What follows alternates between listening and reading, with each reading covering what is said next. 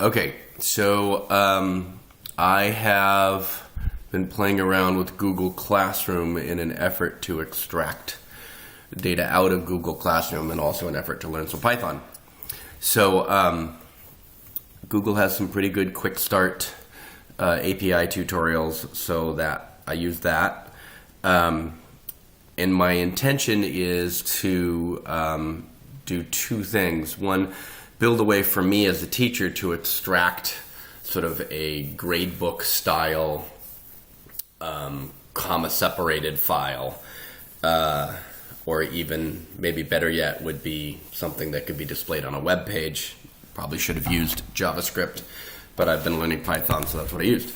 Anyway, so that's one goal, is for me to do this for myself and get out, sort of more of a gradebook style look at Google Classroom data.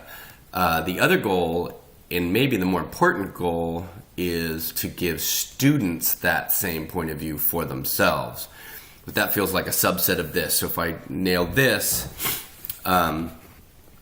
then I can create the smaller version for students. So here's my code. If I run it real quick, what it does is it goes out and starts by pulling down all of, looking for a particular course and then grabbing all the students, and then as it goes through a student, it goes and gets all of the things they've submitted. The problem is that in the submission records, you don't have the metadata about the assignment itself. So for each submission, I've also got to go and make a third query for sort of the metadata about the assignment itself. You probably couldn't see that because I ran it outside of the capture window, so I'll do it again. So again, it's, I hard-coded in a course ID. It goes out and grabs all of the students for that course ID, but as it gets each student, it says, okay, here's the first student, now give me everything they've submitted, and for each thing that they submitted, it says, give me the metadata about that assignment, and I'm sort of putting together all that information into a Python dictionary, and then looking for a way to sort of display that information effectively. So if I come in here and then sort of grab, I can just copy the information from here. Ultimately, probably be better to save it as an actual CSV file.